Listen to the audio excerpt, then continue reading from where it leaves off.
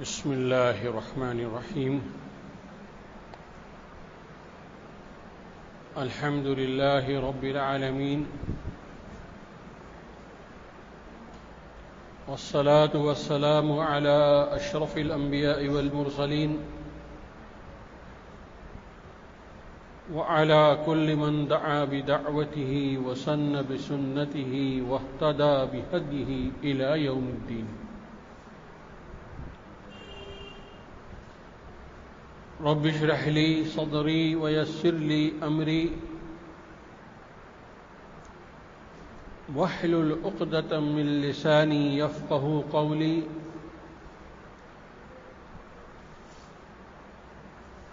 سبحانك لا علم لنا إلا ما علمتنا إنك أنت العليم الحكيم. اللهم لا فهم لنا إلا ما فهمتنا إنك أنت الجواد الكريم.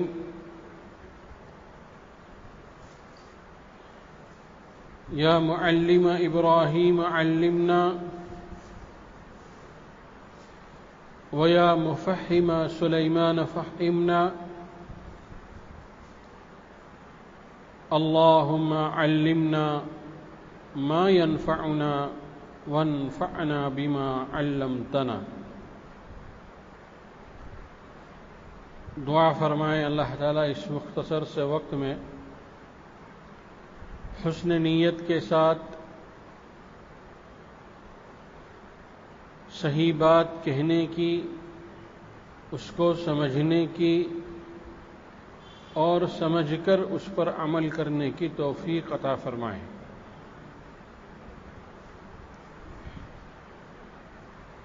میرے بھائیوں، دوستوں، عزیزوں اور بزرگوں اور میری ماں، دینی ماں اور بہنوں،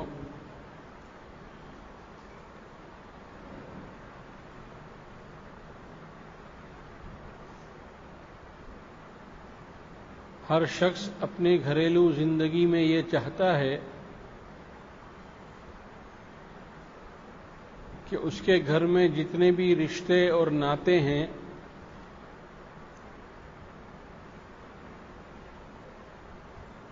وہ رشتے اور ناتے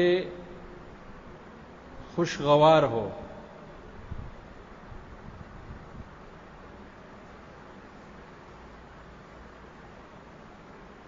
دلوں میں کوئی کجی نہ ہو،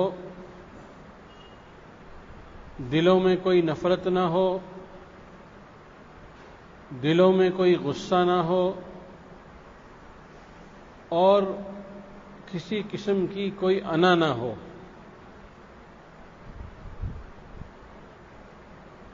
باپ بیٹے کے بارے میں یہی چاہتا ہے اور بیٹے اور اولاد بھی جو ہے اپنے ماں باپ کے بارے میں یہی چاہتے ہیں. شوہر اپنی بیوی کے بارے میں یہی چاہتا ہے اور بیوی بھی اپنے شوہر کے بارے میں یہی چاہتی ہے. ساس اپنی بہوؤں کے بارے میں بھی یہی چاہتی ہے اور بہوئیں بھی اپنے ساس کے بارے میں یہی چاہتی ہے. الغرض رشتوں کی جتنی بھی تقسیم کی جائے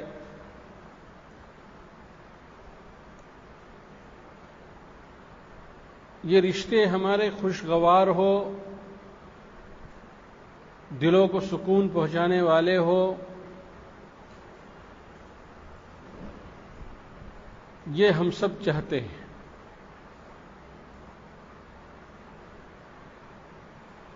لیکن حقیقت کی دنیا میں اگر ہم اپنے خاندان اور اپنے گھر پر نگاہ ڈالیں گے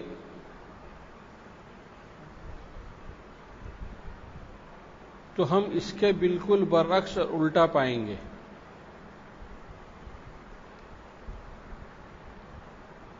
ہر ایک کو ایک دوسرے کے ساتھ کچھ نہ کچھ ناراضگی ہے.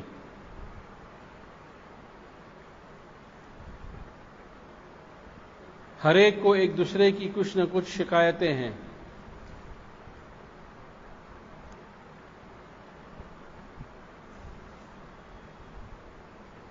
ایک چھت کے نیچے رہنے کے باوجود، ایک دسترخوان پر بیٹھ کر کھانے کے باوجود دلوں کے اندر دوریاں ہیں.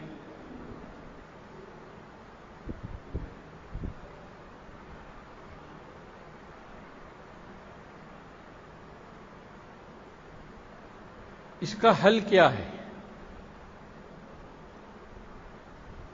کوئی تو حل ہوگا، اور یقیناً ہے۔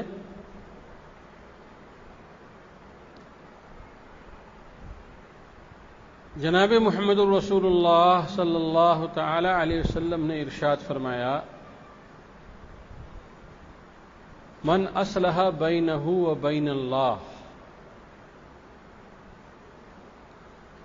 اصلح اللہ بینہ و بین الناس۔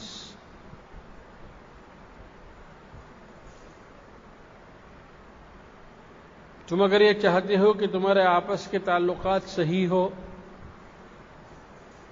خوشگوار ہو، محبتوں سے، اکرام سے، قدردانی سے بھرے ہوئے ہو، تو اس کا ایک ہی راستہ ہے اور اس کا ایک ہی حل ہے کہ اپنے اللہ سے اپنے تعلقات کو صحیح کر لو۔ من اصلح بینہ و بین اللہ، کہ اپنے اللہ سے اپنے تعلقات کو صحیح کر لو۔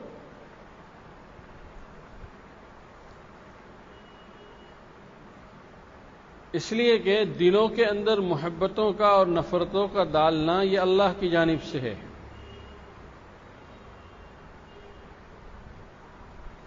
جب وہ اوپر سے یہ فیصلہ کرتے ہیں کہ محبتیں ہو جائے تو محبت ہو جاتی ہے،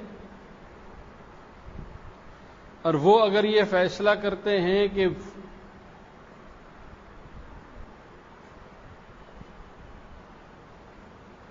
نفرتیں ہیں تو نفرتیں ہو جاتی ہے۔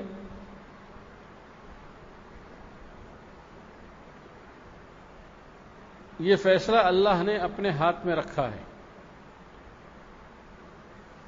اس لیے حدیث میں آتا ہے کہ جب اللہ کسی بندے سے راضی ہوتے ہیں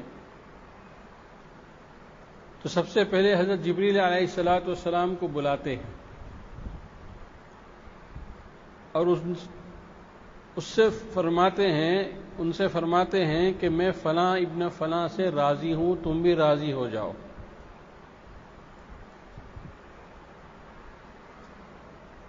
اور اس کا اعلان فرشتوں کے مجمع میں کر دو۔ تو حضرت جبریل علیہ الصلاۃ والسلام جو ہے فرشتوں کے مجمع میں اعلان کرتے ہیں کہ اللہ فلاں ابن فلاں سے اللہ راضی ہے، اے فرشتوں کی جماعت تم بھی راضی ہو جاؤ۔ اب فرشتوں جن کے ذمے جو ڈیوٹیاں ہیں وہ فرشتے اس انسان کی خدمت میں لگ جاتے ہیں، حفاظت والے حفاظت میں، رزق والے رزق پہنچانے میں،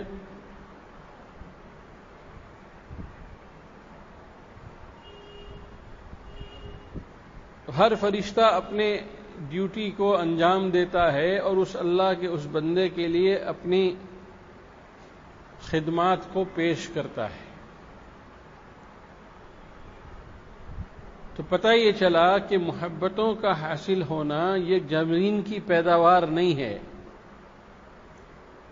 یہ مارکیٹ اور بازار میں بکنے والی چیز نہیں ہے کہ صاحب اتنے پیسے لے کر میں خرید لوں۔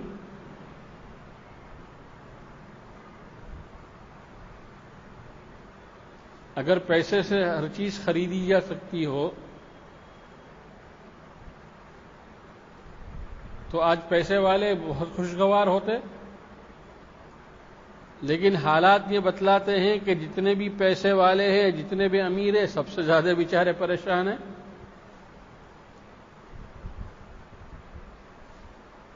سکون کی نیند نہیں ہے، گولیاں کھا رہے ہیں، سڑک پر اطمینان کے ساتھ چل نہیں سکتے، ہر وقت خوف اور خطرہ لاحق رہتا ہے، تو پتہ نہیں کون کہاں سے حملہ کر دے۔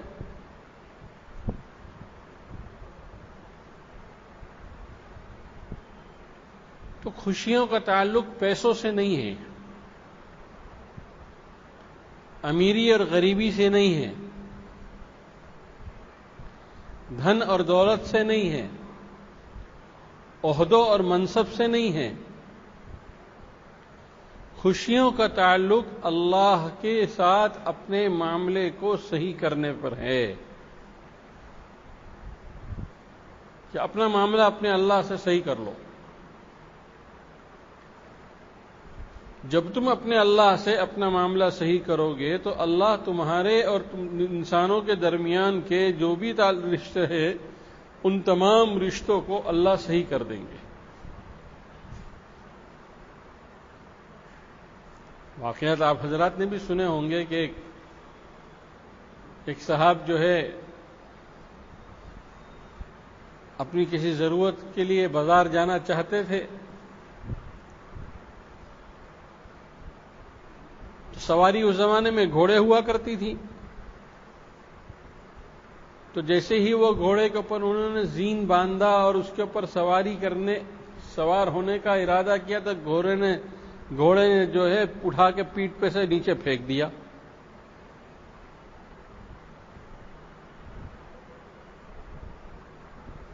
اب گھر میں آئے، کچھ کام یاد آیا تو باندی سے کہا کہ میرا فلاں کام کر دو، تو اس نے بھی منہ بنا کر ٹیڑھا جواب دیا کہ میرے پاس فرصت نہیں ہے، میرا کام دوسرے ہاتھوں کے اندر مشغول ہے۔ بیوی کے پاس آئے کہ بھئی میرا فلاں کام کر دو، مجھے بازار جانا ہے، تو اس نے بھی جو ہے صحیح رسپانس نہیں کیا، صحیح جواب نہیں دیا۔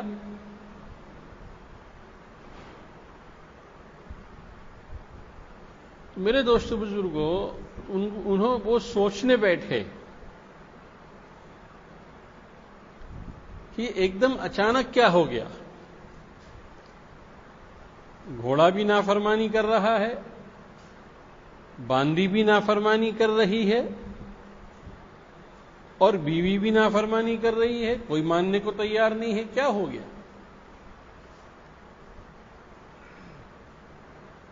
کہ بھئی ہمارے گھروں میں بھی ایسا ہوتا ہے کہ نہیں ہوتا ہے؟ لیکن کبھی ہم سوچتے ہیں اس کی وجہ یا اس کا سبب تلاش کرتے ہیں کہ ایسا کیوں ہے، بیٹا کیوں باغی ہے، بیوی جو ہے کیوں ہر وقت غصے میں رہتی ہے، بچی جو ہے کیوں نافرمانی پر جمی ہوئی ہے؟ تو ہم کبھی یہ نہیں سوچتے کہ اس کی وجہ کیا ہے۔ وہ سوچنے والے لوگ تھے کہ یہ معمولی بات نہیں ہے، ضرور اس کے پیچھے کوئی وجہ ہے۔ تو انہوں نے تازہ وضو کیا، 2 رکعت نفل پڑھی اور اللہ سے اپنے گناہوں کی معافی مانگی۔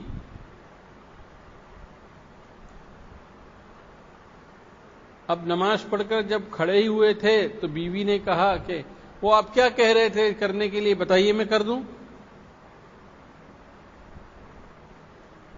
باندی بھی آ کر کھڑی ہو گئی کہ حضور آپ کچھ فرما رہے تھے، اس وقت میں مشغول تھی، بتائیے کیا چاہ رہے ہیں آپ، میں کر دیتی ہوں۔ گھر سے باہر نکلے گھوڑے کے اوپر بیٹھنے کے لیے تو اب تھوڑی دیر پہلے وہی گھوڑا جو ہے پیٹھ پر سوار ہونے نہیں دے رہا تھا، اب اس نے سوار ہونے دے دیا۔ تب ان کے سمجھ میں آیا کہ میرے گناہ تھے اور میری اللہ سے میرا رشتہ کمزور تھا، جس کی وجہ سے یہ مخلوق مجھ پر حاوی تھے، میرے نافرمان تھے، مجھ سے بغاوت کر رہے تھے۔ اب جب میں نے اپنے اللہ سے اپنا معاملہ صحیح کر لیا تو سب صحیح ہو گیا۔ تو میرے دوست بزرگوں، گھریلو جھگڑے ہوں، کاروباری جھگڑے ہوں، انفرادی زندگی میں ہو، اجتماعی زندگی میں ہو، ان سب کا واحد حل یہ ہے کہ ہم اپنے اللہ سے اپنا تعلق صحیح کر لیں، دوسرا کوئی حل نہیں ہے۔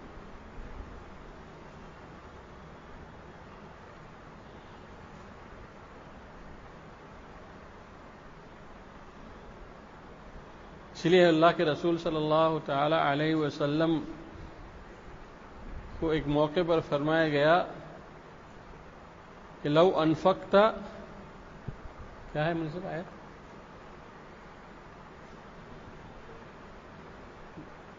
تم زمین اور آسمان کی جتنی بھی دولتیں ہیں اگر تم خرچ کر لو تب بھی تم صحابہ کو ایک جگہ پر جمع نہیں کر سکتے. لو انفقت ما فی الارض، پوری آیت آگے یاد نہیں ہے.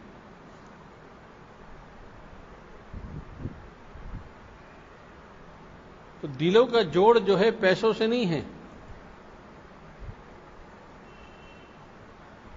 بلکہ دلوں کا جوڑ اللہ سے تعلق بنانے پر ہے.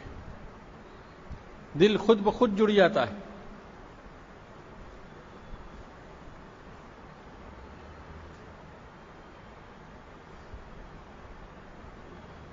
کتنے فون آتے ہیں، کتنے لوگوں کی شکایتیں آتی ہیں کہ فلانے نے ایسا کر دیا، بیوی نے ایسا کر دیا، شوہر نے ایسا کر دیا، ماں نے ایسا کر دیا، ساس نے ایسا کر دیا، بہو نے ایسا کر دیا. ہم تنگ آ چکے ہیں، خودکشی کرنے کا جی کرتا ہے، گھر چھوڑ کر چلے جانے کا جی کرتا ہے، لیکن کیا کرے، چھوٹے چھوٹے بچوں کو دیکھ کر جو ہے صبر کر لیتے ہیں. آپ جائزہ لگاؤ نا معاشرے کا کہ کتنی عورتیں ہیں جو اپنے گھروں کے اندر اپنے شوہر کی وجہ سے خوشی خوشی رہ رہی ہیں. اللہ ماشاء اللہ چند ہوں گی، چند گھرانے ایسے ہوں گے، ورنہ اکثریت وہ ہے جو کسی نہ کسی مجبوری کی وجہ سے ٹکی ہوئے.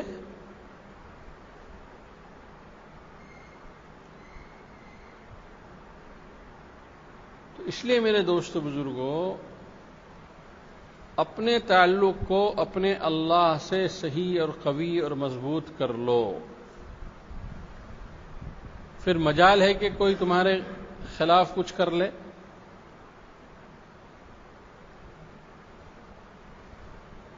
اس لیے حدیث میں تو آتا ہے نا کہ جب بندہ میری اطاعت کرتا ہے تو پھر میں اس کی آنکھ بن جاتا ہوں، میں اس کے کان بن جاتا ہوں، میں اس کے ہاتھ پیر بن جاتا ہوں، میں اس کی طاقت بن جاتا ہوں.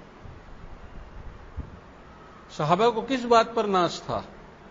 اکڑ نہیں تھی، گھمنڈ نہیں تھا. ہاں ناز تھا کہ ہمارا تعلق ہمارے اللہ سے ہے، بہت مضبوط ہے. حضرت ربیع بن عامر نے جو جا کے رستم کے دربار میں جو اپنا جلوہ دکھایا ہے، کیا وہ اکڑ تھی؟ وہ نہیں، اکڑ نہیں تھی. ان کو اپنے اللہ پر ناز تھا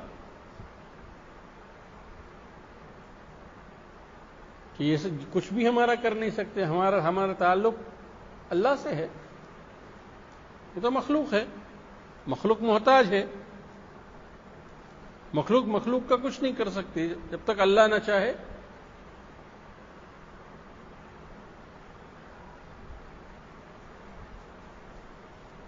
آج اپنے اللہ سے اپنے تعلق کو صحیح کرنے کے لیے جب بات کہی جاتی ہے تو آدمی سمجھتا ہے کہ بھئی صرف چلو 5 وقت کی نماز پڑھ لو کافی ہے، رمضان کے روزے رکھ لو کافی ہے، صدقہ خیرات کر لو کافی ہے، حج عمرہ کر لو کافی ہے.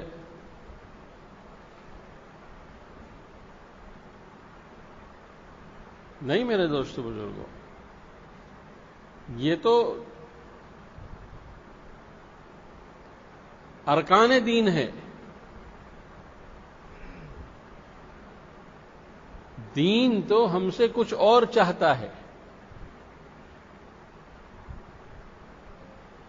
سر سے لے کر پیر تک ہمارے لیے دین کے ہر عضو کے لیے مستقل احکام ہے. زبان کا استعمال کیسے ہو، آنکھوں کا استعمال کیسے ہو، کانوں کا استعمال کیسے ہو، اعضاء اور جوارح کا استعمال کیسے ہو، جذبات تمہارے کیسے ہو، نیتیں تمہاری کیسی ہو، ان سب کا تعلق دین سے ہے.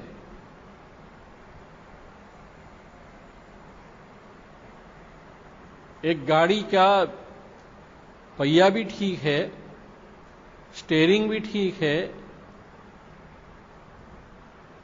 پہیوں کے اندر ہوا بھی بھری ہوئی ہے، لیکن گاڑی نہیں چل رہی ہے۔ کیوں؟ اس لیے نہیں چل رہی ہے کہ پیٹرول کی ٹنکی سے جو پیٹرول سپلائی ہونا تھا اس کے اندر کچرا پھنس گیا۔ کیا پھنس گیا؟ کچرا پھنس گیا۔ گاڑی پوری کی پوری موجود ہے لیکن نہیں چل رہی ہے، اس لیے کہ پیٹرول ہی نہیں مل رہا ہے اس کو۔ پیٹرول کی ٹنکی سے گاڑی کو جو ہے پیٹرول نہیں مل رہا، تو کیسے چلے گی گاڑی؟ آج اللہ کے اور ہمارے درمیان بھی جو ہے تعلقات میں کچرے پھنسے ہوئے ہیں۔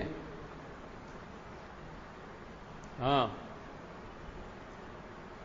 جس کی وجہ سے ہماری دین کی گاڑی نہیں چل رہی ہے۔ ہم بے بس ہیں۔ کبھی ہمارا ذہن اس کی طرف جاتا ہی نہیں کہ ہمارے دین میں اور ہمارے اللہ کے تعلقات میں کیا چیز ہے جو روڑا بنی ہوئی ہے، جو اٹکی بیچ میں جو ہے رکاوٹ بنی ہوئی ہے۔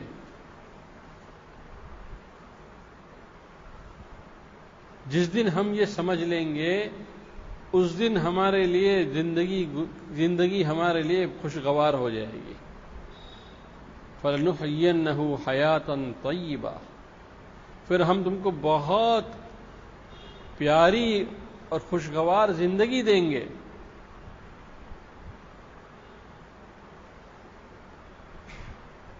آج ہر آدمی اپنے جائزہ لے سکتا ہے کہ وہ ایک مجبوراً اب ایک زندگی گزار رہا ہے، خوش نہیں ہے،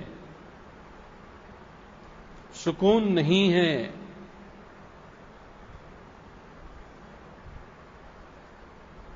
پیسہ کما رہا ہے لیکن اس پیسے کا اس کو کوئی لطف نہیں ہے۔ وہ اس پیسوں سے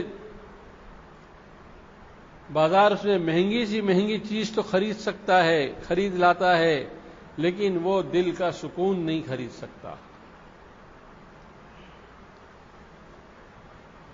چین اور اطمینان نہیں خرید سکتا۔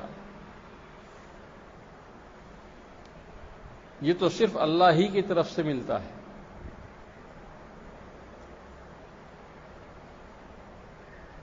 اس لیے اپنے اللہ سے اپنے تعلقات کو قوی سے قوی بناؤ،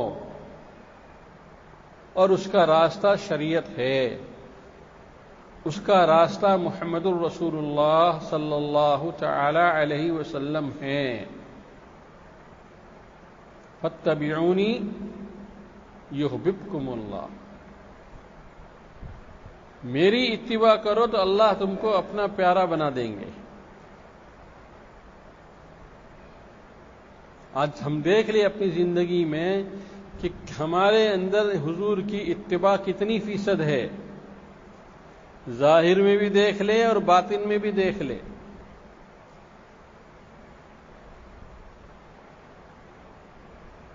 کہ ظاہر میں بھی ہمارا سنت اور شریعت والا لباس نہیں ہے، اور باطن میں بھی ہم اپنا حال دیکھ لیں تو ہمارا جو ہے دلوں کے اندر سوائے اللہ کے سب کچھ بھرا ہوا ہے، سوائے اللہ کے سب کچھ ہے۔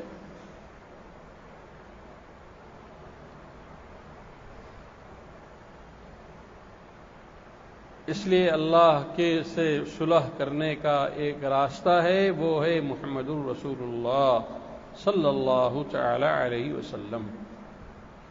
جو جتنا اپنے آپ کو حضور کے نقش قدم پر چلائے گا، ان کے رنگ میں رنگے گا، ان کی بولی بولے گا، ان کی چال اور ان کا ڈھنگ اختیار کرے گا، اتنا وہ اللہ کے قریب تر ہوتا چلا جائے گا۔ اس لیے کہ اللہ نے حضور کو اسوہ حسنہ بنا دیا ہے، قیامت تک کے لیے اسوہ حسنہ بنا دیا ہے۔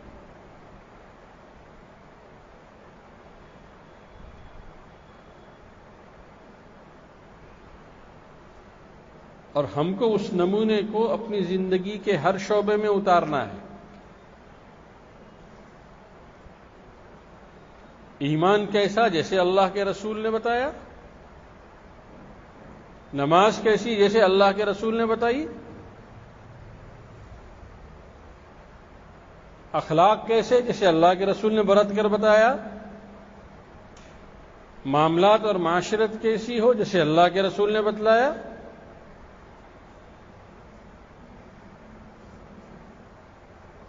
آج ہم اخلاق کے بارے میں غور کریں گے تو سب سے زیادہ چوپٹ ہمارا جو شعبہ ہے دین کا وہ ہے اخلاق کا، سب سے زیادہ۔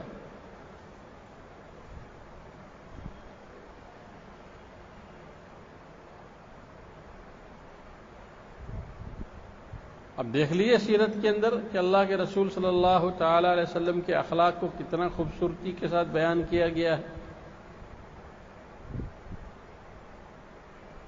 کسی صحابی نے حضرت ماں عائشہ صدیقہ رضی اللہ تعالی عنہا سے آ کر دریافت کیا کہ اللہ کے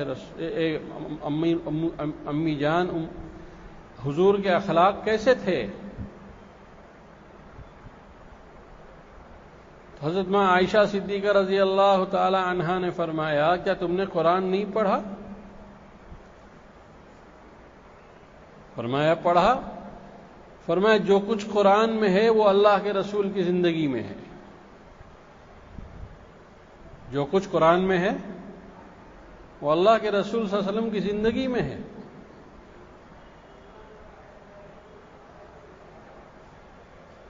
معاشرت کتنی سادی تھی،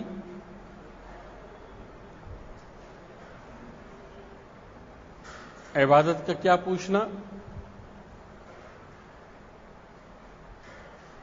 اس لیے میرے بھائیوں، دوستوں، عزیزوں، بزرگوں اور میری دینی ماں اور بہنوں، ہم کو جو ہے اپنے اللہ سے اپنے تعلق کو صحیح کرنا ہوگا۔ اس کے لیے ہمیں دین کے ان 5 شعبوں میں حضور کا نمونہ اختیار کرنا ہوگا۔ ہاں،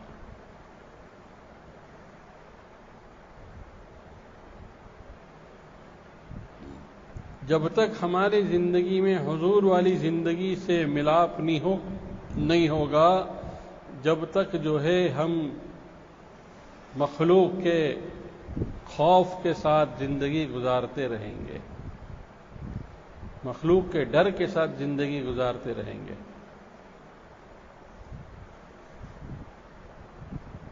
اکثر مثال دیتے ہیں نا کہ کسی کا تعلق جو ہے پولیس کانسٹیبل سے ہے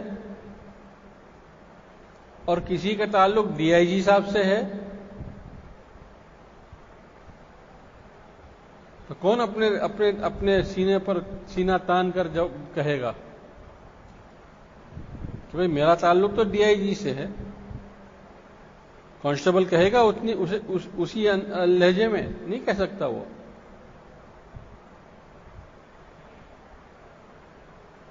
تو جب ہماری زندگی حضور کی زندگی سے میل ہوگی تو پھر اللہ ہمارے سرپرست بن جائیں گے۔ ارے ہم سے پوری اصل نہیں ہوتی ہے تو نقل ہی کر لو نا۔ اصل تو کیا تھا صحابہ نے، انہوں نے ایسے ایسے نمونے چھوڑے ہیں اصل کے کہ اس کو دوبارہ دنیا دیکھ نہیں سکتی۔ ہم نقل ہی تو کر لیں۔ حضرت موسیٰ علیہ نبینا علیہ الصلاۃ والسلام کے جادوگروں نے کیوں اس عذاب سے بچ گئے؟ کیا بیان کیا گیا؟ فرمایا وہ جادوگر جو موسیٰ علیہ السلام کو ہرانے آئے تھے، زیر کرنے آئے تھے، ذلیل کرنے آئے تھے، رسوا کرنے آئے تھے، سب کے سب بچ گئے۔ تو حضرت موسیٰ علیہ نبینا علیہ الصلاۃ والسلام چونکہ کلیم اللہ تھے، اللہ سے بات کرتے تھے، پوچھا اللہ یہ کیا معاملہ ہے کہ جادوگر تو ایسے کے ویسے بچ گئے؟ فرمایا ہاں موسیٰ، چونکہ یہ تمہاری شبیہ اختیار کر کے آئے تھے، تمہاری شکل بنا کر آئے تھے، تم نے جیسے کپڑے پہنے ہیں ویسے کپڑے پہن کر آئے تھے، اس لیے مجھے شرم آئی کہ میرے حبیب کی شبیہ کو کے ہونے کے باوجود میں ان کو جو ہے ہلاک کر دو، کہ بھئی نقل ہی تو تھی۔ کیسی نقل تھی؟ ایسی نقل تھی کہ اللہ کو بھی پیار آ گیا، اللہ کو بھی پیار آ گیا۔ تو ہم اصل تو نہیں کر سکتے ہیں تو نقل تو کر لیں۔ پہلے آدمی نقل ہی کرتا ہے تب جا کے اصل پر آتا ہے۔ ہم کوئی 30 مار خانی ہے کہ پہلے ہی اصل کر لیں گے۔ ہاں نقل کرنا شروع کر دیجئے تو دیکھیے اللہ ہم کو جو ہمارے بس کا ہے ہم کر لیں تو اللہ کے بس کا جو ہے وہ اللہ کر دکھائے گا۔ ہم نقل کرنا شروع کر دیں حضور کی، اللہ تعالی ہمیں اصل تک پہنچا دے گا۔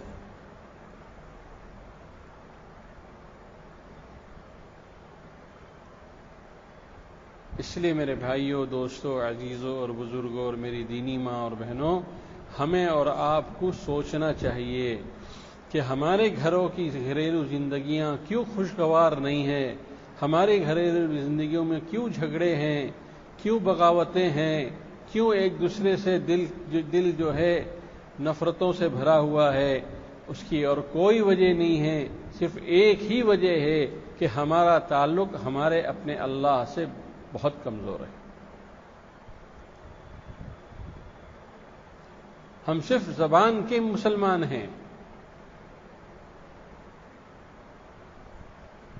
لیکن ہم اللہ کے ابھی بندے نہیں آئے، بندگی ہمارے اندر نہیں آئی ہے۔ ایمان تو آ گیا لیکن بندگی نہیں آئی ہے، اور اللہ کو بندگی پسند ہے، اللہ بندگی پسند ہے۔ اس لیے اپنے اصل تک پہنچنے کے لیے یہاں سے نقل شروع کر دیجئے۔ مت اتباع کیجئے ان لوگوں کی جن پر اللہ نے قرآن کے اندر لعنتیں برسائی ہے۔ یہود اور نصارہ سے پر کی تہذیب پر کہ وہ للچائی ہوئی نگاہ سے اور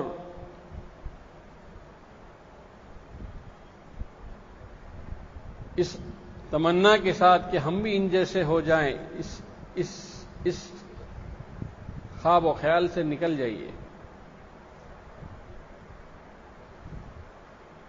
اللہ نے ہمیں سب سے پیارا، سب سے اکمل، سب سے شفیق نبی عطا فرمایا ہے۔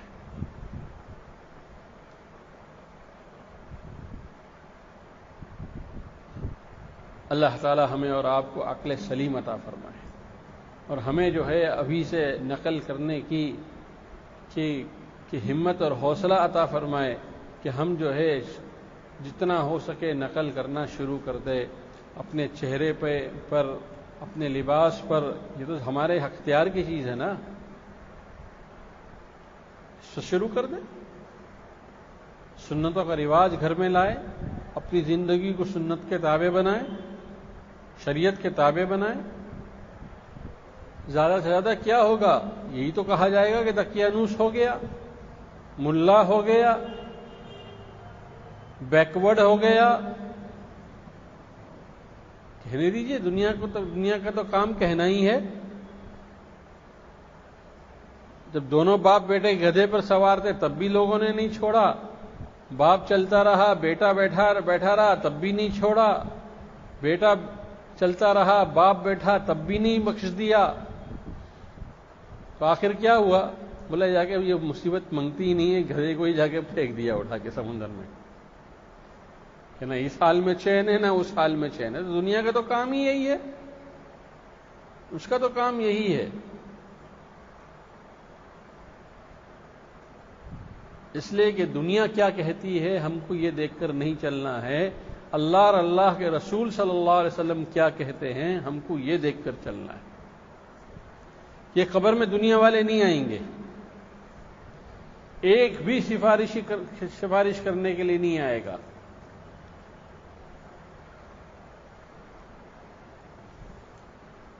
تو جس دنیا کی ہم اتنی فکر کرتے ہیں، جس دنیا والوں کو ہم راضی کرنے کی اتنی کوشش کرتے ہیں، ان میں سے ایک بھی ہمارے کام نہیں آنے والا۔ اور اللہ ہمارے ساتھ اللہ ہمارے لیے ہر وقت، ہر جگہ، ہر اعتبار سے کام آئے گا، اور آج بھی آ ہی رہا ہے۔ اب سوچو نا کہ کوئی بادشاہ ایسا ہے جو اپنی بغاوت کرنے والی رعایا کو ساتھ جو ہے نرمی کا معاملہ کرتا ہو۔ جہاں پر بھی خبر ملتی ہے کہ فلاں صوبے کے اندر جو ہے لوگوں نے بغاوت کا سر اٹھا لیا ہے، تو بادشاہ جا کے سب کے سروں کو قلم کر دیتا ہے۔ لیکن ہمارے بادشاہ تو کتنے بڑے بادشاہ ہے، اللہ جو دیکھ رہے ہیں کہ یہ میرا باغی ہے، کھلا بھی میں رہا ہوں، پلا بھی میں رہا ہوں، نعمتیں بھی میں دے رہا ہوں، میری صورت سے یہ فائدہ اٹھا رہا ہے، میرے چاند سے یہ فائدہ اٹھا رہا ہے، میری زمین سے یہ فائدہ اٹھا رہا ہے، میرے بارش سے یہ فائدہ اٹھا رہا ہے، پھر بھی میری بغاوت کر رہا ہے، لیکن اللہ کھلا رہے۔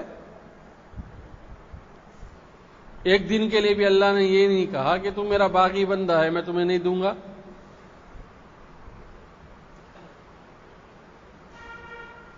اس لیے میرے بھائیوں، دوستو، بزرگوں، اپنے کو بدلو، اپنی سوچ بدلو، اور اپنے ظاہر کو بدلو۔ جب ظاہر بدلو گے تو باطن بھی بدلے گا۔ اللہ تعالیٰ جو بات میں نے صحیح کہی ہو عمل کی توفیق عطا فرمائے، جو بات غلط ہو اللہ اس کو معاف فرمائے۔ وآخر دعوانا ان الحمد للہ رب العالمین۔ اللہم صلی علی سیدنا ومولانا محمد وعلى آل سيدنا ومولانا محمد وبارك وسلم۔ ربنا ظلمنا أنفسنا وإن لم تغفر لنا وترحمنا لنكونن من الخاسرين۔ ربنا اغفر لنا ولإخواننا الذين سبقونا بالإيمان ولا تجعل في قلوبنا غلا للذين آمنوا ربنا إنك رؤوف رحيم۔ اللهم اغفر لحينا وميتنا وشاهدنا وغائبنا وصغيرنا وكبيرنا وذكرنا وأنثانا۔ اللهم من أحييته منا فأحيه على الإسلام، ومن توفيته منا وتوفه على الإيمان۔ اے اللہ، ہم گنہگار بندے اور گنہگار بندیاں آپ کے حضور میں حاضر ہیں، اعتراف کرتے ہیں اور اقرار کرتے ہیں جیسی زندگی گزارنی چاہیے تھی ہم نے ویسی زندگی نہیں گزاری۔ اپنے فضل و کرم سے ہم کو اور پوری امت کو معاف فرما دیجیے۔ اے اللہ معاف فرما دیجیے، اے اللہ معاف فرما دیجیے، اے اللہ دل کی ویرانی ختم فرما دیجیے۔ اے اللہ یہ دل جو بالکل بنجر ہو چکا ہے، اے اللہ اس میں اپنی محبت کا بیج پیوست کر دیجیے۔ ہمیں اپنا تعلق عطا فرما دیجیے، اپنی معرفت عطا فرما دیجیے، اپنا صحیح اور قوی تعلق عطا فرما دیجیے۔ حضور اکرم صلی اللہ تعالی علیہ وسلم کی کامل محبت عطا فرما دیجیے، کامل اتباع کی توفیق عطا فرما دیجیے، سنت والی زندگی ہم کو عطا فرما دیجیے، شریعت والا مزاج ہم کو عطا فرما دیجیے، حلال اور حرام میں تمیز کرنے کی صفت ہم کو عطا فرما دیجیے، حلال روزی نصیب فرما، برکت والی روزی نصیب فرما، اور عافیت والی زندگی نصیب فرما۔ اے اللہ بہت سے لوگ دعاؤں کے لیے، مرد ہوں یا عورتیں ہوں، کہتے ہیں، اے اللہ سب کی جائز مقاصد کو پورا فرما۔ جو بیمار ہیں ان کو شفا نصیب فرما، جو پریشان حال ہیں ان کی پریشانی کو دور فرما، جو بے روزگار ہے ان کو حلال رزق نصیب فرما، جو بے اولاد ہے ان کو نیک اور صالح اولاد نصیب فرما۔ اے اللہ جو مانگا وہ بھی عطا فرما، بن مانگے جو نعمتیں آپ نے دے رکھی ہے ان نعمتوں میں شکر کی توفیق عطا فرما۔ حضور اکرم صلی اللہ تعالی علیہ وسلم نے جتنی خیر کی دعائیں مانگی ہے ان سب میں ہمارا حصہ نصیب فرما، اور آپ صلی اللہ تعالی علیہ وسلم نے جن جن شرور سے پناہ چاہی ہے ان سب سے ہماری حفاظت فرما۔ ربنا تقبل منا إنك أنت السميع العليم وتب علينا يا مولانا إنك أنت التواب الرحيم صلى الله تعالى على خير خلقه محمد وآله وصحبه أجمعين برحمتك يا أرحم الراحمين.